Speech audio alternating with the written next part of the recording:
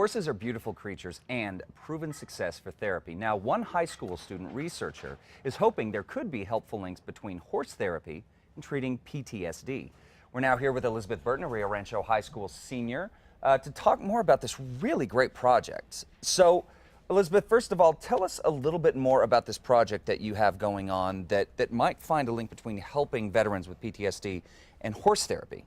Right, well, thank you for having me on. Absolutely.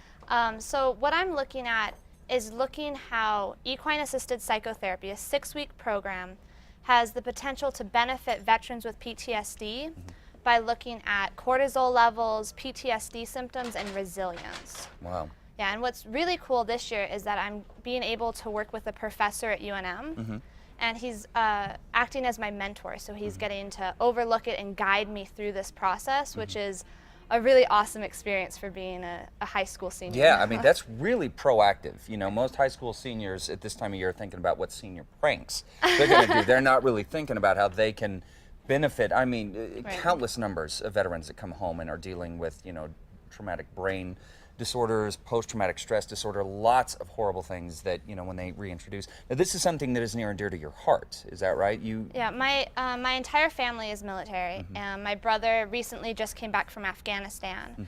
And him and some of the guys in his platoon have come back with some stress problems.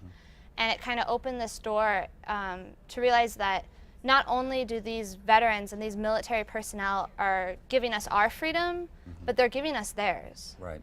And with more military personnel dying from suicide than by the war, there's something else that we can do, and that's what I'm looking at doing. I'm looking at allowing this alternative therapy to be more available for veterans. That's great. Well, tell us a little bit more about the research that you're doing with this. As you said, you are collaborating with a professor at the University of New Mexico.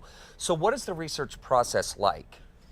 Well, I have to go through UNM's IRB, so I had to go through a lot of training and getting approved just to be able to do this research, to make sure everything was safe. And then I'm looking for participants, actually currently. I'm trying to get veterans to sign up to actually go through this research. And they'll be going through a 6-week therapy program, and I'll test them before and after. They'll do a survey and a saliva test. And their participation is completely confidential, as well as no charge. So I had to do fundraising to make sure that the veterans can go through the therapy without paying a dime. Wow, and you've taken all of this on. I mean, this is really, you've galvanized this whole thing. This has got to be a monument, because it's not, you know, as we said, you're still a student. You're still a high school student. So it's not like this is the only thing. You've got other classes that you're doing. How do you find the time to do this? I find that this is what I love to do. This is what I'm passionate about. And I find that I can make a difference.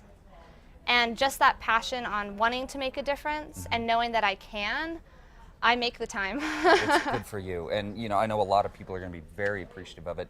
So how can veterans out there, if they're watching this morning or watching us online, how do they get involved if they want to be part of this research? Well, they're going to have to be pretty quick about it. I'm looking at starting the research the end of this week, starting the therapy. But I would like them to email me at the email on the screen, lelizabethburton@gmail.com.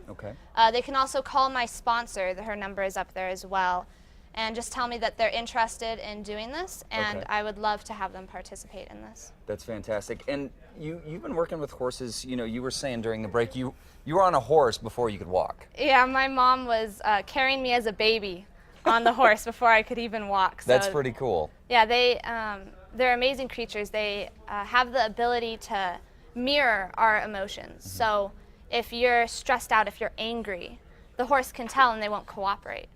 Really? So if you're calm, if you're confident, then the horse is confident as well, because they're prey animals.